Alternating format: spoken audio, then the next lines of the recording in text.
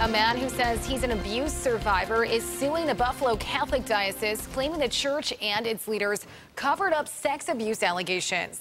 The lawsuit was filed today in state Supreme Court. It centers around allegations of abuse by Father Dennis Ryder. News 4's Jen Chance is hearing from one of the man's attorneys tonight. Jen? Don, Father Dennis Ryder was put on leave in late March when the plaintiff, 33-year-old Matthew Golden, reported to the diocese that he was sexually abused by Ryder as a boy.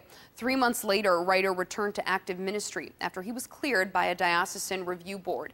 He is currently pastor at St. Elizabeth and Seton Parish in Dunkirk. Now, I spoke with Father Ryder tonight off camera. He tells me he never abused any child. We now know there are more than 80 credibly accused offenders in this diocese. A lawsuit filed Thursday morning in state Supreme Court wants their names, histories, and locations made public. A 33-year-old Buffalo man is suing the diocese for nuisance. The suit claims in the late 90s, Father Dennis Ryder engaged in, quote, unpermitted sexual contact with the then 10 to 13-year-old. It also claims that several years before that alleged abuse, the diocese received a letter that Ryder had sexually abused a boy at a parish in Lackawanna. Ryder, who was not on the list of 42 accused priests released by the diocese in March, denies these allegations. He says he has never abused a child. The lawsuit claims the diocese continues to conceal information about accused priests.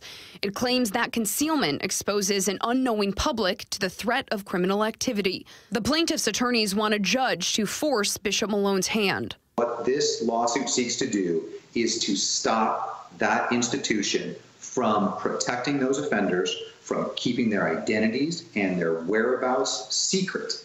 In a statement, the diocese says it's received the lawsuit and will respond appropriately.